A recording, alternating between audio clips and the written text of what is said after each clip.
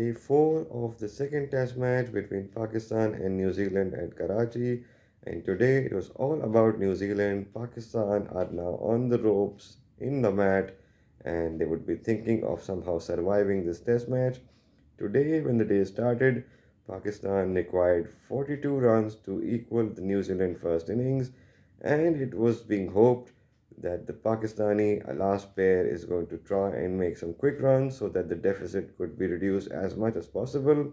However, not to be, the team added just one run to their overnight score, and Abrar was out LBW in the first over of the day by Ish Sodhi. That meant that Pakistan conceded a 41 run lead. When New Zealand came out to bat, although Mir Hamza got Devon Conway the first ball to get him out bowled to a wonderful delivery coming into him, but that happiness was only short lived. Kane Williamson and Tom Latham had a century run stand between them. They scored 109 runs together, with Tom Latham scoring 62 runs. He was finally caught at square leg wonderfully by Abrar one handed.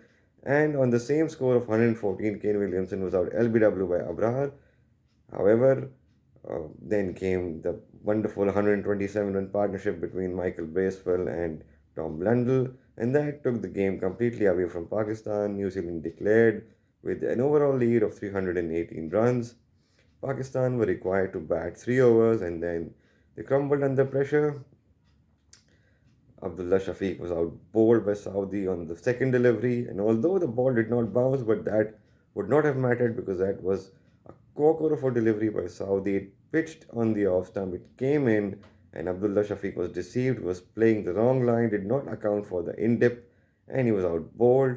The night watchman Mir Hamza was sent in, and although he did his job, he survived the day, but he was out bowled on what turned out to be the last ball of the day by Ish Sodhi, being bowled through bat and pad, which meant Pakistan were down 2 wickets without scoring a run. So the equation for tomorrow is simple. Pakistan need to score 318 runs in 90 overs to win the game. They have 8 wickets in hand, and New Zealand need to get 8 wickets off, obviously. However, the match is now for New Zealand to take. It will take a Herculean effort by Pakistan to win this game, and even a draw would be a good result for Pakistan.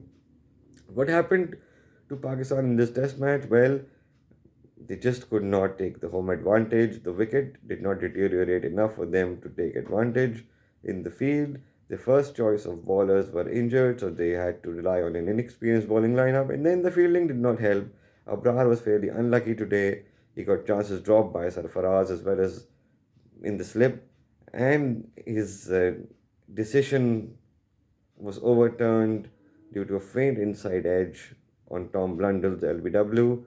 So, had the luck gone his way, Abrar would have ended up with 3 or 4 wickets, but that would not have mattered. The only criticism for New Zealand is that they played relatively slow. They did not look to be forcing the pace for a result, but that is now nullified because Pakistan have lost 2 wickets overnight.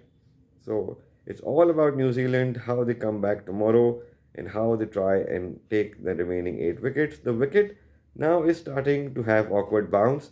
The last ball of the New Zealand innings really kicked off from a good length, and Sarfaraz had to take it at an awkward height. He also missed in stumping because of that awkward height of the ball.